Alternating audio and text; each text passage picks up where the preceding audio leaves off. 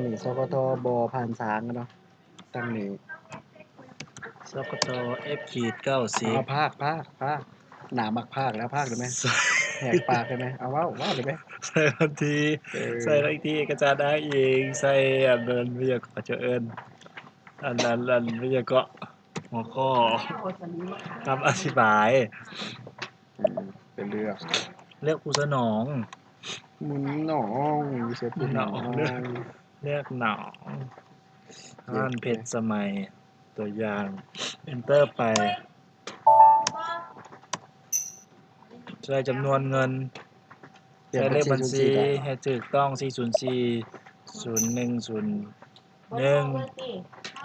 ทรัพย์สินคงที่ โอเค จำนวนเงินต่อไปจำนวนเงินที่ไหวจะอัดคลิปอ่ะ ชาวล้านจ้ะ สาว เอาไว้ก็รีวิวเบิ่งได้ตะ นำ วัน มาใส่posting key 70แล้วก็ใส่เลขสกท สกท แล้วก็ไปใส่ แซดZ01 01 Enter ไปอาจจะเห็นว่า แด ส ง ก ตึ๊ ท บ ตัวนี้ก็คือจะมีปอนฮับแล้วก็ ตัวนี้ฟรีเนาะช่วงนี้ ครับไป ชาว ใส่ ล้านจำนวนเงิ ใส่ น จำนวนหนึ่ง หนึ่ง แม่น ถ้าว่า แล้ว มี simulate ถ้ามีอากร แม่ก่อนก็ใส่ตัวนั้นถ้ามีอากรมันจะมาเลือกแค่นี้แต่ตัวนี้เขาเฮ็ดแบบบ่มีอากร แม่น หรือว่าเฮ็ดแบบมีอากรบ่ ใส่ตัววิทยากรใส่ได้เฮ็ดแล้วก็ ปกติบ่มีอากรแม่นบ่ ปกติก็บ่มี บ่มีบ่ต้องใช้ 1แล้วก็ซิมูเลตมันสิเป็นแบบนี้เนาะ ตา เฮาก็เซฟ แล้วก็หมด รหัส แล้วก็เอาไป ตัว พิ นี้ มพ์ออก copy เอาไปพิมพ์ ZAP commode ZAP 01บ่ได้เพราะว่าน้อยอยู่700 33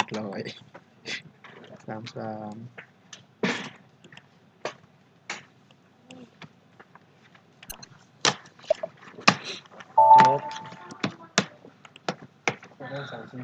ถ้ามันจะจบ 3 ที่ยังไปเซากินเบียร์ ให้มันจบ ไปไม่ได้ไปเลยเขาจะกินแต่นี่3 4เดี๋ยวไป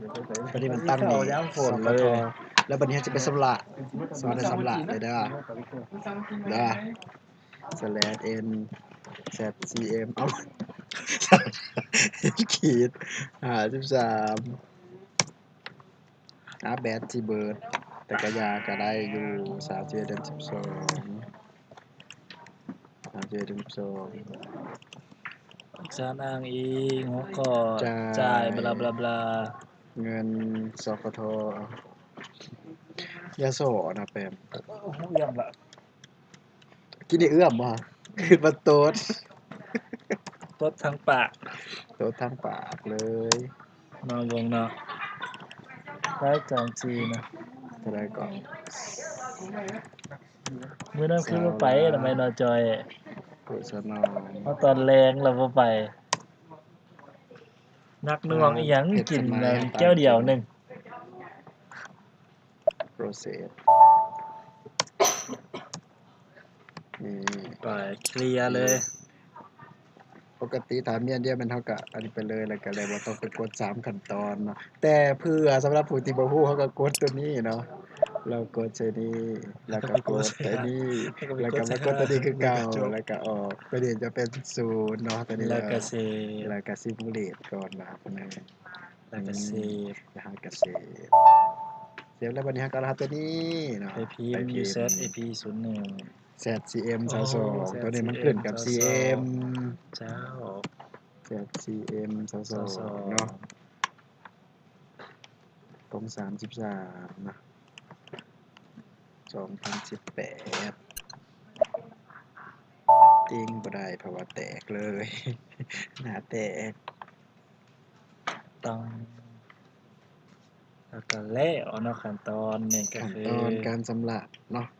ซื้อสกทเนาะจบ สำหรับ เพี ใคร ยง ที่ เท่า เห็นคลิ นี้ ปนี้แล้วก็คือเจ้าของคลิปหันได้ตายไปแล้ว ผู้เว้ามันสิตายเนาะ